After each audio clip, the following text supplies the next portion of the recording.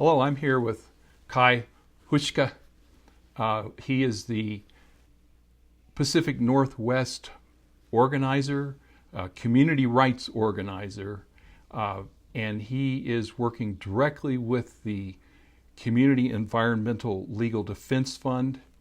And what we want to do now is just give you some background about Kai and his involvement in that organization, what it does, a little bit about its history, and tell you where you can go if you want to find out more about it.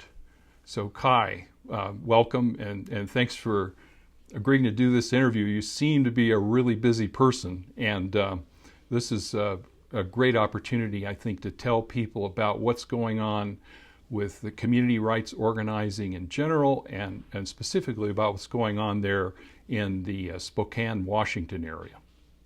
Yeah. Thanks, Tom. Appreciate you making the space. It's obviously, at least in our view and a lot of other people's views, very critical, important work that's building.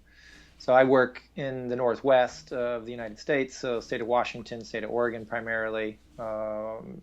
Oregon really is the busier place at the moment. And when I say busier, more communities coming together, mobilizing, organizing, like in other places, Colorado, Ohio, Pennsylvania, typically against corporate projects, either underway or being proposed in their communities that really are a violation of people's rights. And these people saying, hey, we're not property here, yet we're being treated as property, and we're not going to stand for it anymore. So how do we actually organize ourselves in a viable way? Which is really, in large degree, what the Community Environmental Legal Defense as an organization tries to provide. So the short of what we do really is three things. The grassroots organizing support, so helping these communities, often first-time activists, about how to mobilize and be effective. The education component is always a big one, about not just the situation that they're facing, whether it's a frac injection well or corporate water withdrawal, but the realities of the structure. And when we say the structure, how the legal system works and the governmental system works, and unfortunately works in favor of those corporate interests against that of the people and the community, the environment. And so getting people to understand more about that world is also a big thing of what we do. And the third piece is the legal piece. So helping groups really sort of navigate the legal world, whether that's working with these communities to co-draft these community bills of rights, and if they are on the ballot or ideally adopted, coming in there to defend those laws on behalf of the community. So the enforcement piece is a big component as well. So like grassroots organizing, the education, and the legal arenas are the three main things that we help communities with, assist communities with. Where we all, this thing that we're involved in now called community rights was not where we started. We were what we'd call a conventional environmental law firm, all set up to uphold the greatest environmental laws on the planet. And we were going to go do our part to save the world, and do so on behalf of communities that were affected by projects that they didn't want, that were harmful, dangerous, really against the mission, vision, values, really, of the community, however you want to put it. In a couple of sentences, what that world is really about, and what we discovered over about a 4 or 5 year period, is really these moments that are pre-designed by the industries themselves to make it feel as if lawyers, even as well as the community groups, have some sort of real power to stop something. And that world that they've created for us to play in is called the regulatory world. Right. And that world, in large degree, is not about us really having power. It's about us being controlled. And primarily it's through the appealing of permits. So anyone who's been active has probably been in some kind of a permit fight, and they've gone and given their testimony, and then they've sort of put all their eggs in the basket of the environmental attorney or some sort of attorney to defend their right to say no. And the reality is all those attorneys are doing is arguing procedural things, administrative things around the permitting process, which was long ago set up by the industry and then passed by your state legislature. So you're really in this position of hoping that some sort of influence is going to affect the project that you don't want, which is not deciding. It's far cry from that. And we did that kind of work thinking that we could stop these projects. And though we may have gotten a permit tossed here and there along the way, those corporate interests come back with a new and improved permit and eventually get those permits stamped, and off they go to site the factory farm or put in the frac injection well or whatever it is that they're looking to do. And that's not what we set up and set ourselves out to do initially as an organization. It was about helping communities, helping the environment, not helping corporations do their work better. Right. So that was a major kind of revelation point for us as an organization. We were basically done not only doing that work, but had no idea what we could do, in essence, helping communities, helping the environment. And it was at that point that communities themselves that were facing major projects reached out to us and say, well, that's all good and fine that regulatory exists, that world exists, but we don't buy it. Meaning we don't see how that supersedes our rights as a community to have a decision-making power, to be self-governing, and our rights to actually protect ourselves. That, really, we don't buy that. That may be supposedly what the system is, but we're not going to play that game. Will you help us do something different? Right. And that's really the trajectory over the last about 15 years now, of really moving what is now called community rights, which is really all pinned to this right of local community self-government, which is really about saying government is about rights, and rights for actually living, breathing human beings.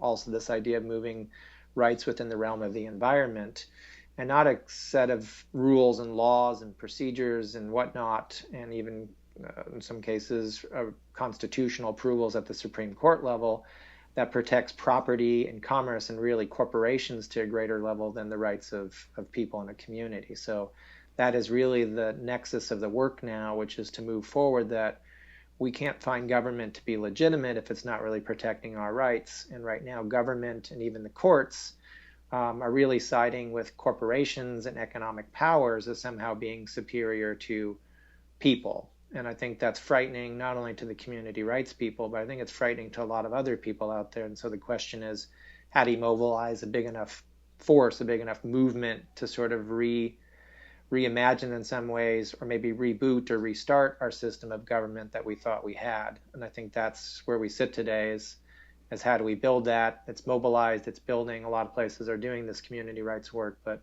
more needs to be done. And the more we actually face that power dynamic, the more the power structure itself wants to silence the people.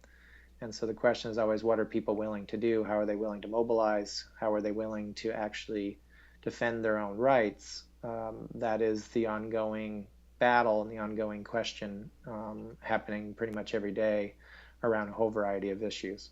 Good. So now, if you've heard this the way we hope you'll hear it, and you want to hear more about or learn more about the Community Environmental Legal Defense Fund, how can people find out about that? Yeah, probably the easiest means in this day and age is to head to the internet and find us there. And it's CELDF, CELDF.org, CELDF.org. All the information I think that you'd want to know about how that structure works, the issues that we've been working on, that educational piece. So everything I've described is there in spades as far as additional information, as well as how to get in touch with folks like myself who do the work on the ground with community groups in different parts of the country. So we're awaiting people's contacts and willingness to get mobilized. And I think the first point is obviously to understand and to be educated and become aware, but ultimately I think it's about us acting on very, very defensible grounds of which the system is ignoring. Yes, and one of the things that I find with the work that I've done, which is certainly no way comparable to yours, but here in Colorado, where I am right now, where I live, we've been doing this for a few years, and what I find is that people really can't believe how this whole system is rigged. I mean, there is some growing awareness now that we're in these political times of, presidential elections, and talking about how the big banks and all the horrible things that corporations are doing to, take power and control us. That's all coming out, and young people are waking up to it. But typically, what we find is that some nice community here right near where I live, is just about to be fracked. And the first thing they do is go to the regulatory system. They really believe in that. They have some strong belief, like even the bans that happened here in fracking bans here in Longmont and Fort Collins. Those people are hoping for a Supreme Court, state Supreme Court decision that's going to honor their right to say no. And we don't believe that could possibly happen at this time, because the judicial system seems here to be totally set up to defend the state granted, quote, rights of corporations to move in, the fracking corporations to move in and frack right in your yard if they want to. So yeah. The whole point here I want to make is that you need to learn about history. You need to learn about why you would want to go this approach in the first place. And so there's a little bit of a learning curve. You want to try and get ahead of that, because if you get in a position where you're up against the wall and the frackers are coming over the horizon, it takes you a long time to get the background and for us to overcome the cognitive dissonance where you've been educated since fifth grade, that or sooner, that our role is to obey authority, and that we have this remarkable system of government that allows for something called democracy. And we really believe that the whole system and checks and balances in government are there to protect us from the tyranny of any kind of totalitarian power. We really strongly believe that, and we'll believe it to the point where we'll put all our eggs in one basket, where we think that our local governments, our state governments, our judges are going to defend us from harm, from harms to our health, safety, and welfare. And Yep. And the reality is that doesn't happen. I haven't seen it happen in my lifetime. So that's really important to me, that people understand that we're trying to give you a wake-up call here. Yeah, I mean, the way that we try to talk about it is that, you either believe you can get remedy within the system that is, or you understand it's the system itself that is the problem that isn't going to give you the remedy that you're seeking. Right. So that requires then you have to take down that system and put something else in its place if the system isn't working as it should be. I think it's very clear, whether you're involved in this work or not, that there's a lot of injustices happening. And the reality is it's not the corrupt stuff that people like to somehow pin on corporations or, big executives who get caught with their hand in the cookie jar kind of stuff. It's all the stuff that's happening, quote unquote, legally, which should be the scary stuff, meaning it's all proceeding under the rule of law and the protection of law to move all these harms forward, to build out this greater centralized control, greater really corporate control. That should be the scarier part. But that's still the information people don't know. And I think part of this work is about revealing that, to understand that there has been a systematic build out of that rigged system. There's a reason for all this stuff.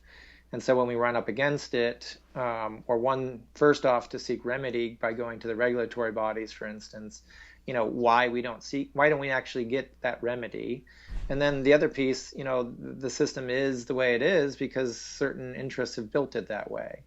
And that the work has now become to, one, expose that, but also to get rid of that system, because though it may be legal, it doesn't necessarily mean it's just. And I think that's the rub, and that's the conflict happening, is people in your communities, for instance, getting fracking wells clearly do not see that as just, yet the legal system wants to say that's perfectly fine because it's legal. It's all moved under the rule of law, so tough luck.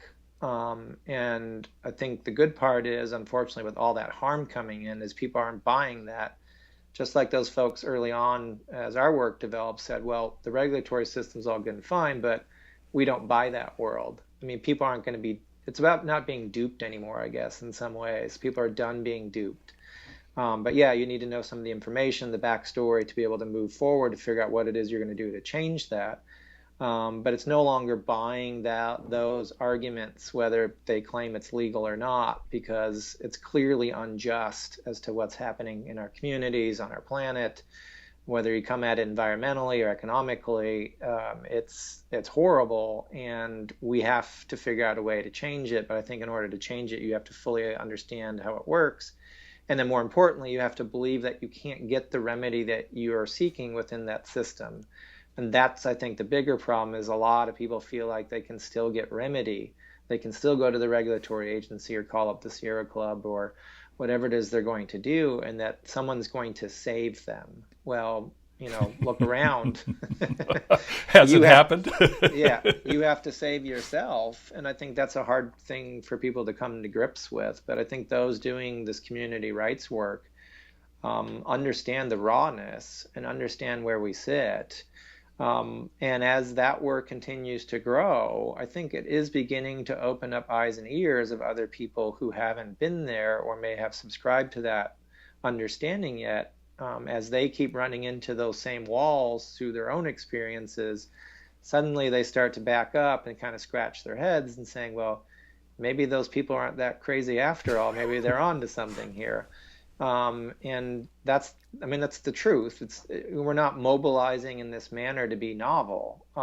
It's mobilizing in this manner because it's out of pure necessity, because there is really no feasible, viable means to build the kind of communities we want to build, let alone protect us against the harms, based on how the system wants to value really the corporate form over that of living, breathing human beings in the environment. I mean, that is, to cut to the chase, that is the battle, that is the reality we're in. And the question then is, well, what are we going to do about it?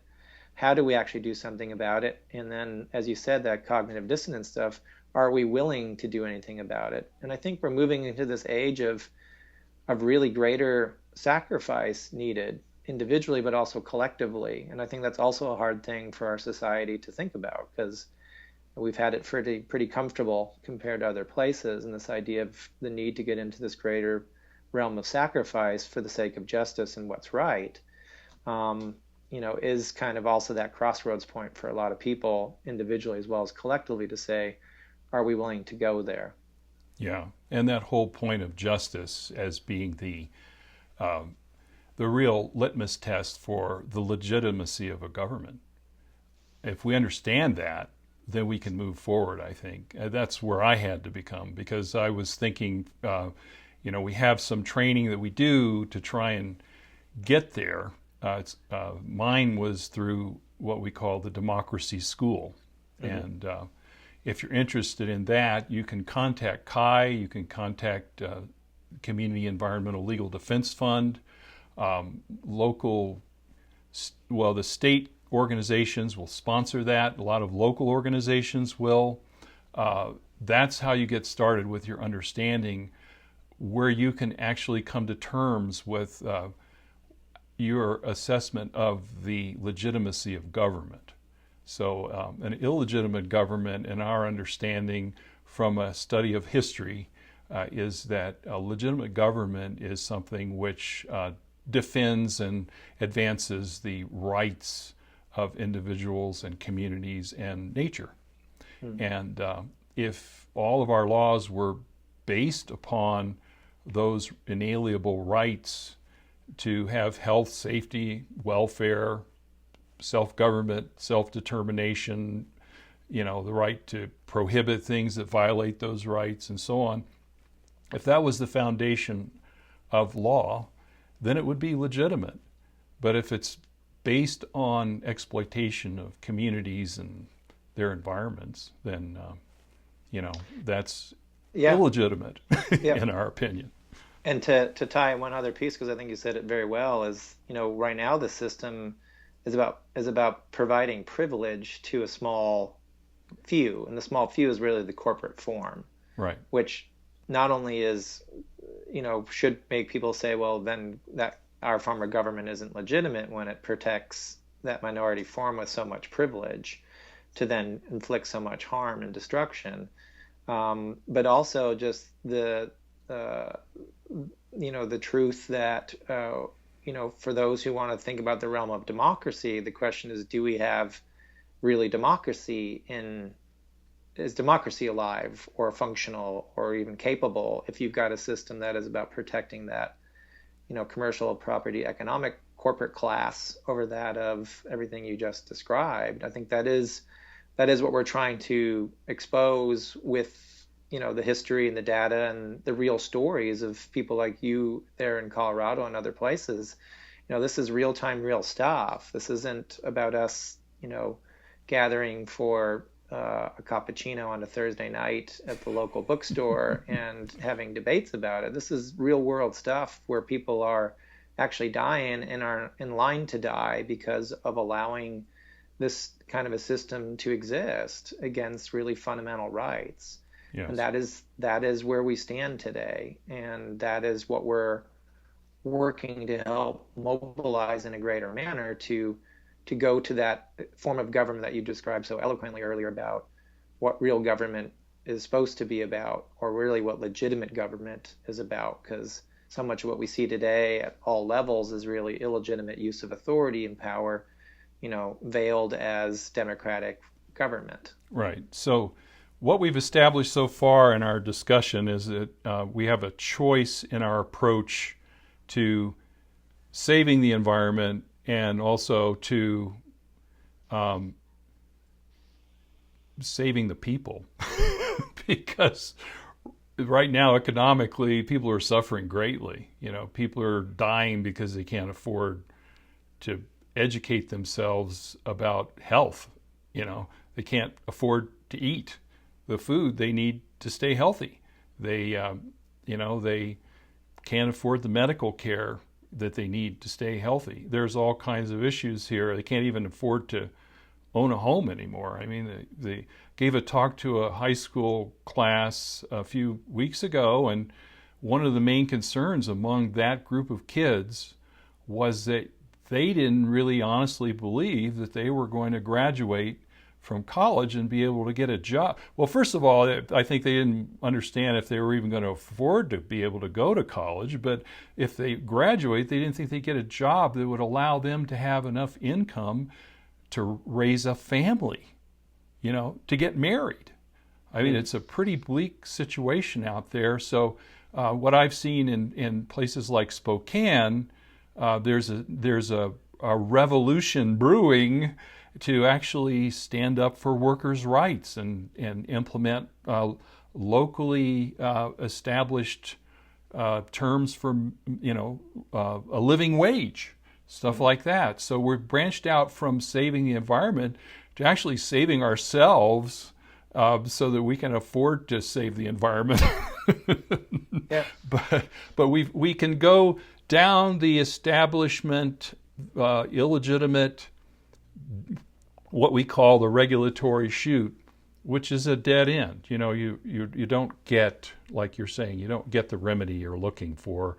You believe you're going to get it because all of the public relations for the last 250 years have told us, just trust your government. It's there for you. It's protecting your rights. And what we find out is that it's not. It's protecting the claimed rights of corporations. So we can go that way, or we can take a completely different tack and go outside what we call the box of allowable community decision making. Used to be called the box of allowable activism, but it's really just has to be it has to be understood that this is not anything radical. This is just like getting established into a state of life that gives self-determination, where you're not just following the boss all the time from the top down in every area of your life, Yeah. And I go think ahead. I mean, to kind of maybe step into how that particular community, being Spokane, sort of pulled itself together, I think is a very simple, it came from a very simple place, which is, we have two questions we can ask ourselves, which is if we're looking at somehow trying to make our community better from whatever vantage point. Those two questions really come down to what can we get, which is really the existing world that we live in, the existing system, which leaves very little capabilities to really do good work, good, just work for the health and welfare of a community, for instance, because of the way that it's constructed. So we try to do the best we can with what it offers us. So that's the what we can get kind of reality, which is really making tweaks. And those tweaks sometimes hold, sometimes they don't. It's such a unstable environment. So it's still the belief that, again, remedy can be found in the system, and so we go after what we can get, even if we start to doubt the system. The other question is, what do we want? Which seems like a fairly simplistic question, Yeah. but it's often a place where people don't go because they're so locked into the what is for a variety of reasons, for very real reasons, economic reasons, political reasons, family reasons. I mean, the system has done very well to sort of keep us in that box that you described. So the question of what we want never seems to even pop into our heads. But I think this work is truly about what is it we want. Again, understanding how things work and the remedy's not there. All that other stuff feeds into it, but it's a really basic question. And that's really how things started to move in the city of Spokane, which was, what do we actually want? And then looking at what we're attempting to do and seeing that the system isn't allowing it. And realizing that those mechanisms are in some ways designed for us never to really fully achieve what we're seeking because of the way it works. So we need to get out of that world and get into one that says, well, we're going to pursue what we want, because that is in a lot of ways the clearer path, as well as the more legitimate, just, and rightful path of what we should be doing and how governments should be constructed. And the interesting thing in Spokane, we have 200 plus some communities now that have passed these community rights laws, often in rejection of corporate projects, whether it's LNG pipelines or frac wells or injection wells or factory farms or corporate water withdrawal or whatever it might be. So it's about stopping a very real impending harm and threat to the community. But also within that now, this laying out of the what we want scenarios as part of it. So this is the idea that we want a government based on the protection of rights and that our self-governing power needs to be recognized. So those are clearly wants within the rejecting of the harm itself. So that's good, because it's setting up now the foundation, as you mentioned earlier, these state movements to amend things at their constitutional level to, again, put that power back down where the people are actually located, which is in one's community. In Spokane, it's been a little bit different because there wasn't the large corporate project so much due to show up in the community, but people in a variety of arenas working as hard as they can within a system that's never going to validate them, Right. as to actually achieving things like adequate housing for people of low income, or access to health care, or neighborhood decision-making power over large development, or rights for the ecosystems, specifically the river coming through the community, or worker rights, as you mentioned, that as much as we work in those arenas, we're already at a disadvantage because that system's not set up to recognize that kind of favorable, just, equitable world we'd like to see. It's set up to protect really profit over people, to put it more simply. So it took a while, but people began to understand that we're all fighting the same fight, which I think is the big leap still to be made, which is regardless of what your issue is, you're running into that box or you're contained within that box. That same structure exists. And so to start to move in this manner, it says, well, we need to redo the structure, regardless if I'm a labor organizer or a neighborhood advocate or a social justice person. We're going to join together and start moving the reality that we want to see, and start trying to put in a system that actually can make that a reality. And that's really what emerged in the city of Spokane starting back in 2007, was really beginning to move in this different manner for all the things that we laid out, to get to this point in the conversation today. That real action eventually came out of that, which means you also have to confront the existing system. which is also a hard thing for a lot of people to get themselves to do, is they got to confront the harm, really. They got to confront how the existing system operates.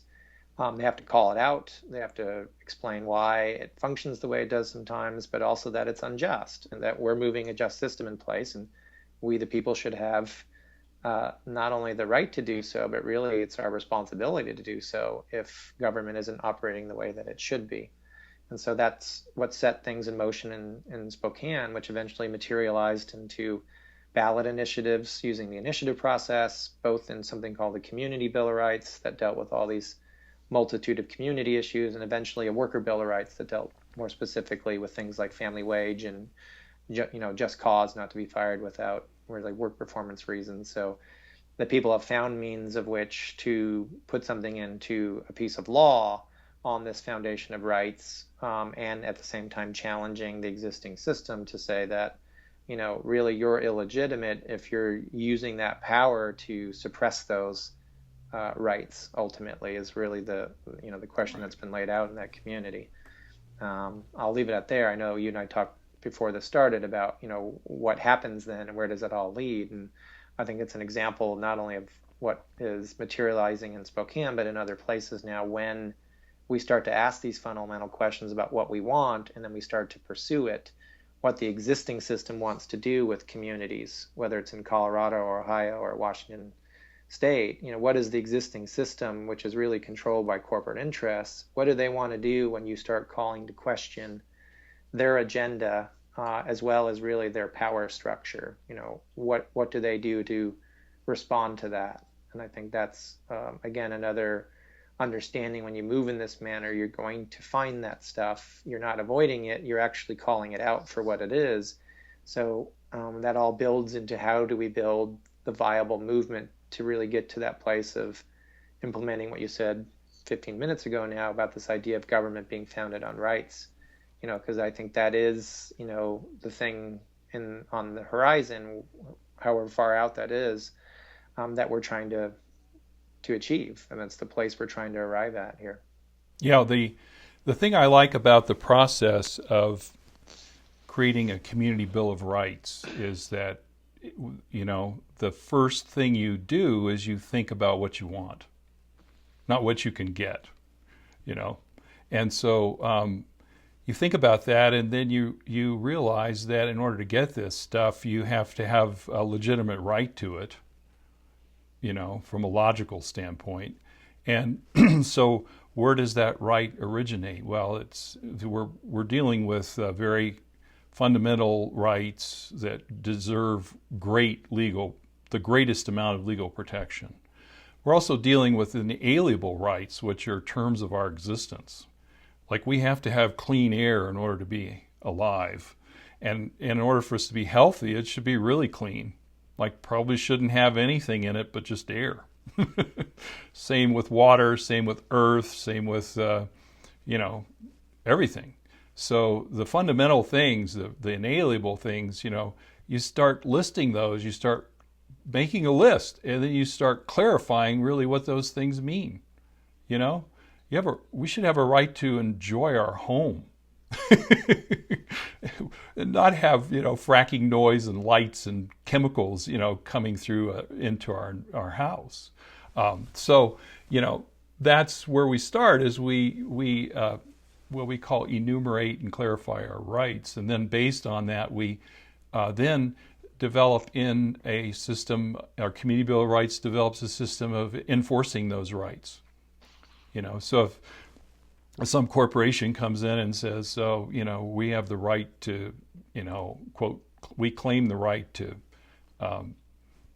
spoil your community, to externalize the cost of removing this mineral from the soil, or, we're going to externalize that cost on you, and that's going to cost you your peace of mind and your health, and, it'll disfigure your environment to the point where it looks bad, and it feels bad, and it smells bad, tastes bad, all of that stuff. If you want to prohibit that sort of stuff, you have to have a vision for what that means. So you write that in there in your Community Bill of Rights, which basically is you prohibit the things that violate your claimed inalienable rights. Now you're claiming these legally; those already exist. You shouldn't have to claim them. It should be understood. But in a system of law where it's based upon collective agreements, those have to be really clearly established in law. So that's where we start. It's a fascinating procedure because it's totally proactive. The real conflict that we had in the very beginning here in Colorado is that, and I talk about fracking a lot. There's a lot of other things going on, like our rivers get totally killed by, cyanide open pit heap leach mining, things like that. So their communities have come together and, written and enacted bans on that process. And we'll talk more about that if we have a chance. But I just wanted to use fracking as an example. There's a lot of what we call activists around here that are anti-fracking, which is great. People need to know that it's a bad thing and it's going to, ruin your way of life and everything else about you and your community. But you can't just walk around in parades with signs, and you can't just lobby your elected representatives and sign petitions and online petitions, asking them to be nice and vote against this or disallow this.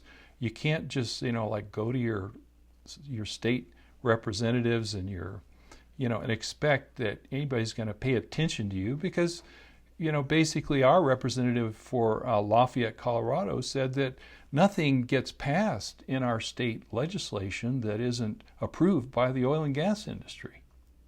So, being anti some single issue, is a great thing because it allows you to understand that, there's a lot of harm going on there, and you can learn about all the details of the harm, and you can communicate that to your group over and over and over again. But unless you make fundamental structural change by changing the laws and the rules, you got to change the system, the fundamental system that determines how things get done, who has the power. You'll be going through that forever and ever. There'll be no real change. The thing's going to happen anyway.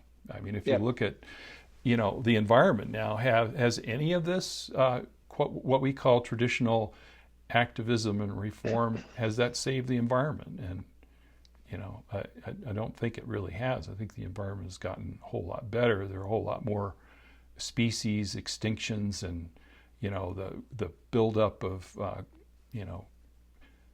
climate change and things like that are really pressing us hard. And, So we're in a tough spot because because the harms have escalated. So we've got the immediate, threats, the visible, visceral stuff that's clearly there, and so we're having to contend with that. But to everything you just said, the deeper reality is we've got a system that is green lighting all this stuff. It's authorizing it. It's actually not even just advocating for it. It's pre-programmed to do all that stuff, to do the cyanide aspect of the mining and to do the fracking. It's this mindless machine in so many ways, of which it's built this complicated legal structure to defend all that, which has left us with very little recourse to do anything that's truly about health, safety, and welfare. And the little bit we've been able to do is not commensurate to the reality that we're facing. So then these questions, what I think are very simple questions about what we want, really are that much more important because we know we can't, as you say, just focus on fracking. It's the system that allowed fracking to happen in the first place, which is allowing 1,000 other harms to happen. Right. That's fundamentally what's at stake here for us collectively as a community, and you can even make the argument for the planet itself. But so when you ask the question of what you want, and then you understand how the system functions and how it isn't going to provide the remedy, in some ways it starts to give you more clarity about what needs to happen. It also starts to become more clear about how things like corporations came to gain so much power, and the perversion to say that corporations have rights, because it shouldn't even be coming out of our mouths. I mean, corporations have privilege. and power that have been bastardized into saying that they actually have rights. Corporations can't have rights. And that's not just, again, an academic debate, but it's the reality when communities step forward like Lafayette, Colorado, to say we don't want fracking, and corporations claiming, in these legal documents, they have more rights to frack than that community has rights to protect clean air and water, which you, again, said aren't things of which really should need to be stated. They're fundamental, inalienable things of what it means to be a human being, to live and persist and to thrive. Yet that is the battle, and it's you would think it's part of a weird sci-fi sort of book you're reading, that somehow an entity like a corporation, which is property, has more power to basically say we can destroy your air and water, of which everyone, I think, would say that's a fundamental right that no government or law or entity itself could even dare to try to ignore. But that's exactly what's happening today. Right.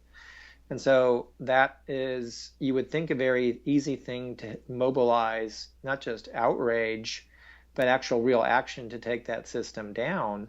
But it's been slow going, I think, in large degree because people's own self-doubt. Also, I would say the entities who run people into that regulatory world are keeping people from asking that what we want question, and is the system really built well?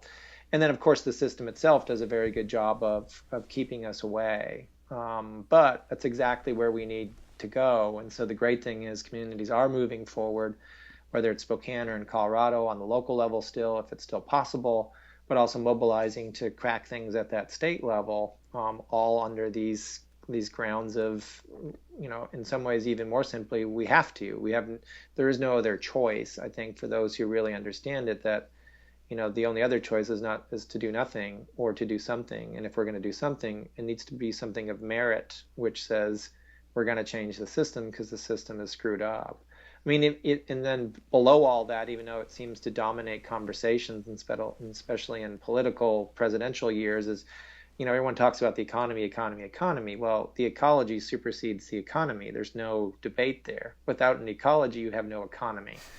In addition to that, no one asks what's an economy for. We just look at trying to make tweaks and whatnot to somehow satisfy a displeased group within the economy. So if it's workers, well, we'll pay them a few more pennies, and somehow we'll satisfy that uproar for now, which is basically kind of the battle happening there. But no one's asking what's an economy truly for. I mean, it's those fundamental questions that we just sort of have bought into and sort of live with because we don't think there's anything that can be done about it. Well, I think the community rights work is very clearly about saying, well, not only can we do something about it, again, we have to do something about it because our own survival depends on it, which also means also putting forward basic questions about what an economy is for.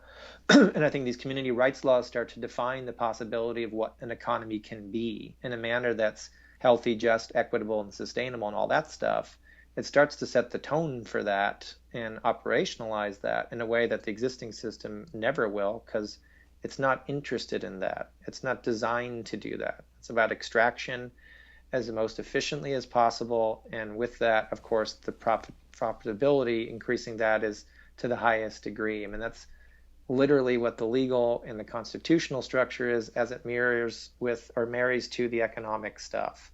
And so if we think somehow we can make tweaks to that, again, we're the crazy ones. And I think, again, those who've stepped out of that and have sort of in really real terms turned their back on it, all the while they're still fighting it, have said, well, we can't, and we have to take it on. We have to build something new, and it is about rights, and we're going to move forward in that manner. And this is why when you guys there in Colorado and in New Mexico have gone up against the oil and gas industry, I know there's a quote Cliff likes to quote about the petroleum industry from New Mexico, saying that what is happening here through community rights isn't just about oil and gas. It's a game changer for all of corporate America. Right. Meaning it truly is about getting at the entity that controls us, that controls our economics, that controls our government, that really controls all those levels. It is the corporate form. So when we say we live in a corporate state, it's honestly where we live in. And so when people are going right at the heart of that, as I believe community rights folks are doing, those of which it threatens understand that. So that's why they make those comments that they do. And of course, we use that to say, well, this is exactly what we've been saying. And these guys understand this is about a power shift that's completely and utterly necessary. And let's all start moving in that manner. And so that's the battle now, is how do you get more people Right. involved in moving and facing down that corporate power structure. One of the issues that we should go into, which is really kind of an open-ended conversation here, is the enforcement of our elected community bills of rights. I know in Spokane, the you know the bills of rights have you know been contested in court even before they've been allowed to go on the ballot. Yeah. The courts have prevented the people of Spokane from exercising democracy. You know, and so that's happened there. I know that we've had court challenges here in Colorado with the Lafayette Community Bill of Rights. There's one going on in Broadview Heights, Ohio. These are starting to crop up now where, probably in, 195 communities around the country that have these community bills of rights, there have been no legal challenges. The corporations just went somewhere else and did their work. But, with some of these more hot button issues, like for instance here in Colorado, they seem to just want to extract the what I've heard someone say, they'll go for every drop of oil, even to the point of taking every amount of oil from your teenager's face. They'll get it no matter what. They want to get every single square inch of frackable land. They want it all fracked, regardless of where it's located. I think the defense of these community bill of rights is really important, and a lot of people confuse us because they think we're doing a strictly legal strategy. That we're going to write these laws and elect them, and then that's going to be it. We're all done, And Yeah, I then, think that yeah, that is the hardest thing for people to grasp, I believe. Though fundamentally it should be the most sensible thing, because if, again, government is ours and it's supposed to be based on rights, and as our state government says we have the right to alter, abolish, or change our form of government, well, should be very natural then when a collection of people in a community perceive how unjust the system is and go to change it. Well, shouldn't that be protected? And of course, we see when these laws are made, we see just the opposite happening, unfortunately more frequently in one regard, because of the oil and gas industry being who they are, that they are challenging these laws in greater frequency than some of the older laws that were put on the books around other issues. So then we see these challenges, as you also mentioned, not just happening around when laws are adopted, often by the vote of the majority of people in a community, because it was done through a ballot measure. So here it is, again, this question of democracy, people in the community, they vote sometimes overwhelmingly to say, yes, we want this community bill of rights to protect our right to clean air and water, and to prohibit something of which is going to violate those rights. I mean, that's the basic proposal. It's very simple math. And then you have the oil and gas industry, often partnered up with your own state government, coming in and telling you you can't do that, that right. you have no right to do that. And I think that shocks the hell out of people, because they are thinking, well, wait a second, this is a democracy. It's a very sensible law. And not only is it a sensible law, but it's getting back to also what you said earlier, is we are protecting rights of which are sacrosanct, which is we don't have clean air and clean water. We don't have life. We don't have our community. So that should be a no-brainer. Right. But yet the legal system, and if we get into the legal system, wants to honor a very different worldview, and very one tilted heavily towards corporate pursuits, which fracking is a huge issue. And so they come in and wield existing law to say you can't do this, and it's really saying that our power and privilege and quote unquote rights are more powerful than your right to protect your air and water and community, and so on and so forth. And so these battles are happening more as communities understand that's the system they're running into and are willing to defend that, which is the good thing. But then often are, under our existing system of law and how it works, losing these cases where these laws get chucked. So then you're left into a situation of, again, wondering what you do if, again, the law isn't upheld in the way that it should be. And again, a lot of that's not unexpected. The question is, what does sort of the community group do, and what does the community as a whole do at that point? Starts to be situations again where you have to decide how serious you are at stopping the harm, let alone moving yourselves in a new direction. So I think that opens up new discussions about what that looks like. Worse than even getting these laws adopted, we're starting to see the corporations use the legal system in a even more perverted manner, which is to block the ability of even people bringing a question forward about whether or not we want to protect our right to clean air and water over a certain corporate project. So people use the initiative process, for instance, getting things on the ballot, and then they get challenged. And the courts are siding with the corporations, saying that people shouldn't even have an opportunity to even address a question. Because really it's about a question, Right. shall we X, Y, and Z? Well, the courts are basically saying, well, we agree with the corporations. You shouldn't even be able to entertain the question. Right. Even if it looks like you're going to say no to it, well, we're going to save you the time and trouble, which is basically revoking people's fundamental right to vote and really fundamental right of self-government and democracy again, that someone else is choosing for you, often a single judge, on the behest of corporate interests, are yanking your right, either your state constitution protected right or whatnot, to deny you your right to vote. And I think that's another moment that should scare the living hell out of people, when the system basically is thinking for you Right. to that level. Yeah. And that's exactly what's happened in Spokane, because there are two ballot initiatives that were, petitions were circulated, right? So there was a community bill of rights and then a workers' bill of rights. Yeah, there was actually three. There was a clean and fair election ordinance, which is really a voter bill of rights, which is an attempt to remove corporate influence on elections and corporate power to lobby. And the community bill of rights and that voter bill of rights had been put forward in 2013. The community bill of rights having actually been on the ballot in 2011 and almost passing. So the people there had already heard the question, and in large degree were willing to accept the question, which is really about making new law on the basis of rights. So the corporations understood that there was real people interest in actually, really working at changing their form of government to be rights-based, and that scared them because they understood it was about a power shift. So in 2013, they used the courts to make an argument that what was being attempted here in Spokane, or I should say in Spokane, shouldn't be allowed because it's beyond the authority of the people in that community and the local government to implement, because the state preempts them, and using, again, all these kind of legal doctrines and legal mumbo jumbo to say that, again, the people's right to vote should not happen.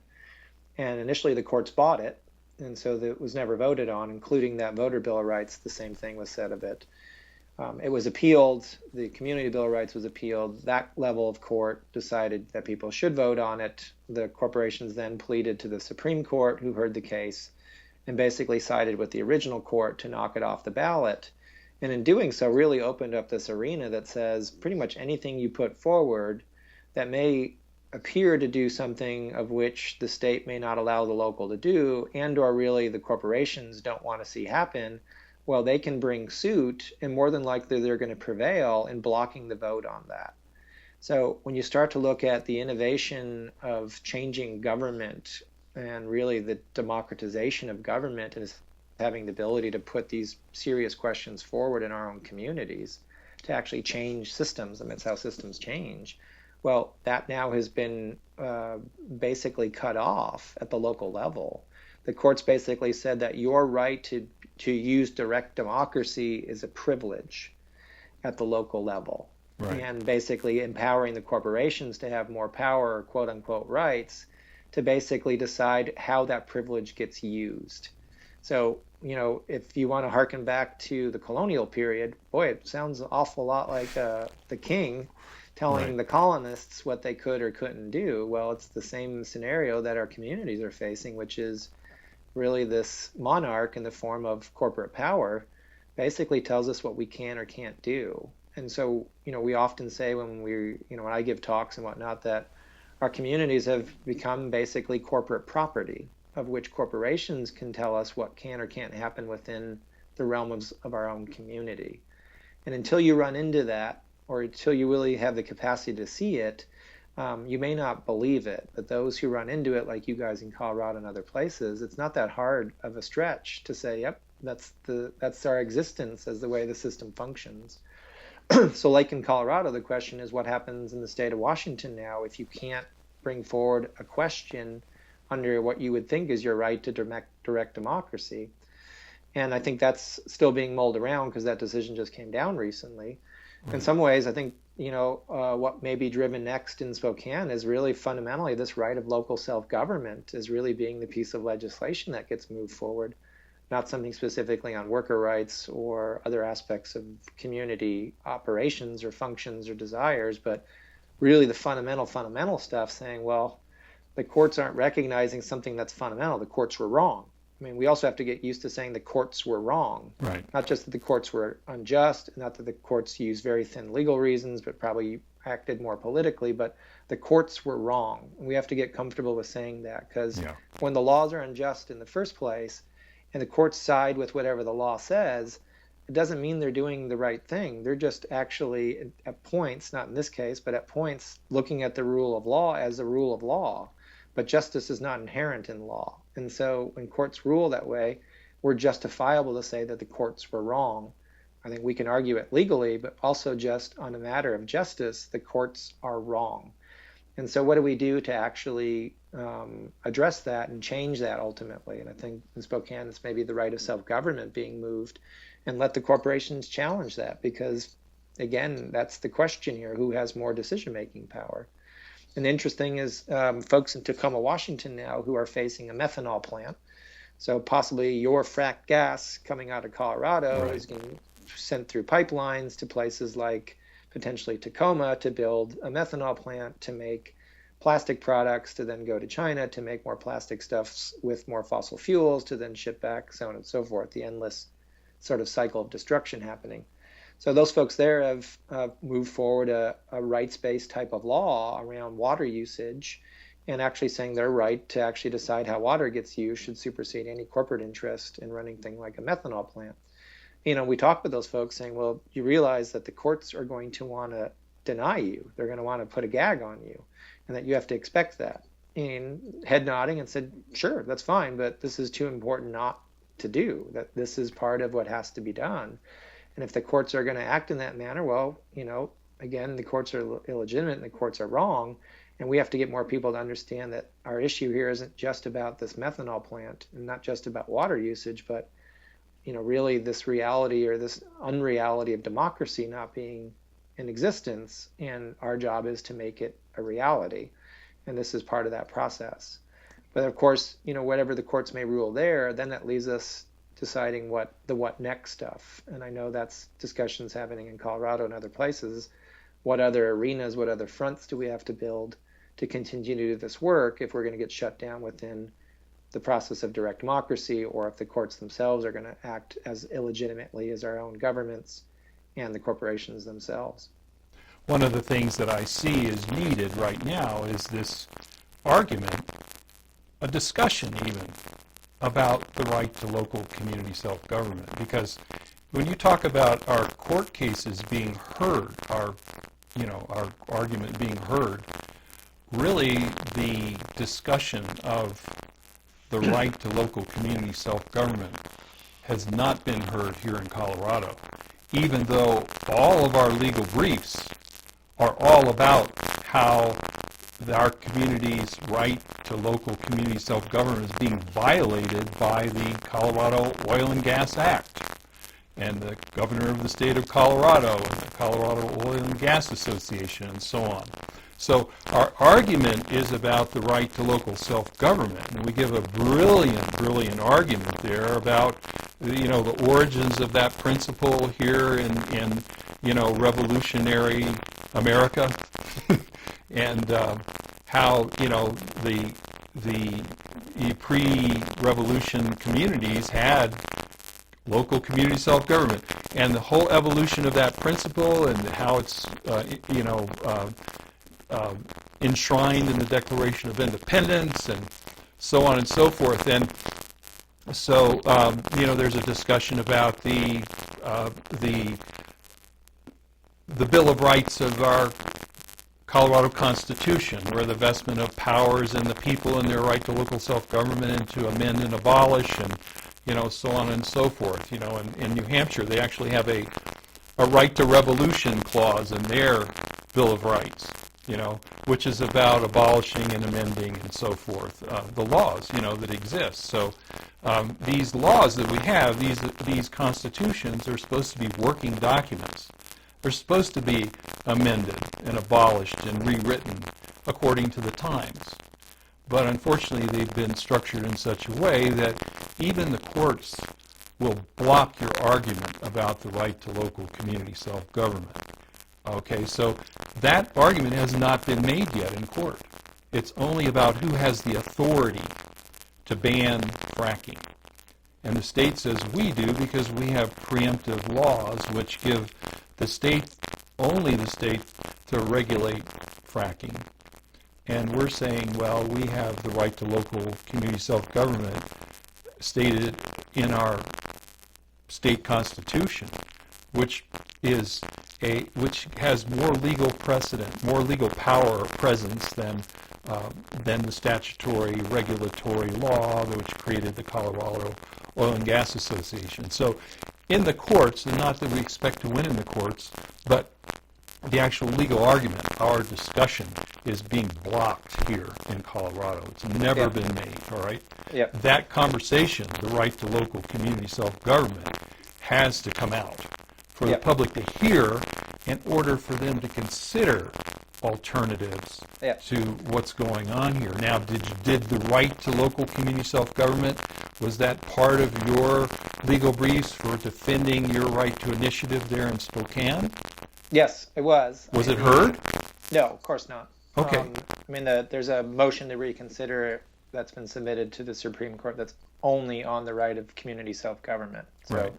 All the other kind of technical aspects of the initiative process of which they base their decision on, that's out the window because, again, fundamentally here, that's what's at stake. But I think you're right. The propellant here is the right of local community self-government, and it is about, one, having that be heard, and of course the attempt is having that be heard in the legal system, and I think that needs to continue wherever that can continue. I think that's a viable course to take still, because not so much, I think, in regards perhaps because we think we're going to get a supportive decision, even though who knows in that arena. So I think there's always that sliver of who knows, but even that it's heard, I think, is crucial. And I think the corporate guys know that. The lawyers who probably have more interest in protecting that corporate world know that, and so they're using their discretion to shut that down. But of course, if that starts, the judges know that. Yeah. So I think we still move that. It's still power for us. It's still something for us to draw energy from. So we continue to do that where we can. So the question is, when we can't do that, what other arenas do we use to still move that foundational reality concept? Want again the what we want piece. That's where we have to sort of readdress the lay of the land and figure out how else we can do that, which is also, of course, the build out of now these state constitutional amendment efforts is because of understanding of where the courts are going to be and what they're going to do. Well, where we can, we're going to move that, whether it's trying to pressure legislatures as they've done in New Hampshire, or whether through trying to utilize the state initiative process as Colorado and Oregon are doing. Right. Well, it's about moving that same argument through a different vehicle. So then the question is, well, what happens there? Well, so long as that vehicle is left open to you and not shut down. They're working on shutting it down. Yeah. So you have a chance, though, to build support and understanding for it to eventually maybe crack those amendments if, again, the vehicle is allowed to operate still. When that gets shut down, if it does, in some ways, it should be even more stark recognition about how undemocratic, how unjust, how corporate-centric the system is, as to why, again, the argument of right to self-government is the argument. And so the question is, what do people then do to mobilize? Do they then call out their own governments in their own states even as illegitimate and begin formulating their own structures of government because it's very clear that the governments have acted in the manner that they have against really the will of the people, the rights of the people, constitutional rights, so on. Those are all questions we don't know yet because we haven't gotten to that point. But I think it is always about looking at how does that fundamental question, that argument, that conversation of which is attached to real action, get into greater visibility. Right. The courts are one means, the lawmaking is still one means, making the law or arguing the law. But it also may mean it has to happen in other ways at the same time, that the sort of the legal constitutional stuff is also still in play in certain places. Yeah, so doing an interview about the right to local community self-government, I think, is a good starting point for us. Yep. We've done very little media of our own. We're just starting to do this, and through independent means, we're going to get the word out. That's the way we've done it so far. Yeah. It's very rare that a news story comes out that really explains what we're doing. In some ways, it's paralleling, in some ways, the Declaration of Independence revolutionary sort of build out. Because if you think about it, they made all those pleadings and arguments to the king about, being more benevolent, basically, and listening to our demands. And so they've, they use their own version, I guess, of the regulatory process, or they've tried to influence, and then they've tried to move things in what they thought they had power over. So the modern equivalent is as people try to move higher wages at the local level, and then you get the state snapping back saying, well, not only are we going to set a state wage, we're going to eliminate your ability to move any wages at the local level. So right. As more and more of that happens, in essence, as the king wields its power, you see what happened during that period, which is this more fundamental, rally cry going out about, again, rights and what government's about. And so I think in its own way, the self-government conversation starts to maybe be heard more because more and more people, even if they haven't been in the community rights world, begin to see that notion is fundamentally where we need to go. They can hear it more, and then they can absorb it more, and they begin to act. So the more that the system tries to oppress, the more opportunities there is to take away that oppressive system. I think that's been always, I think, the principles behind this work is applying the pressure in the right places. And so I think in some ways, even though we've been shut down with laws being tossed, we've been successful at building the possibility of that broader movement because people begin to hear more of what we're actually saying. Very good. Well, I know you're going to have to run off now, so let's go ahead and sign off. Okay. For now. Yep. Can we come back and talk about just the right to local community self-government? Yeah, let's stay in touch and we'll get it scheduled. Thanks, Kai. Good All to right, talk to you. Tom. Yeah. Take care. Take care.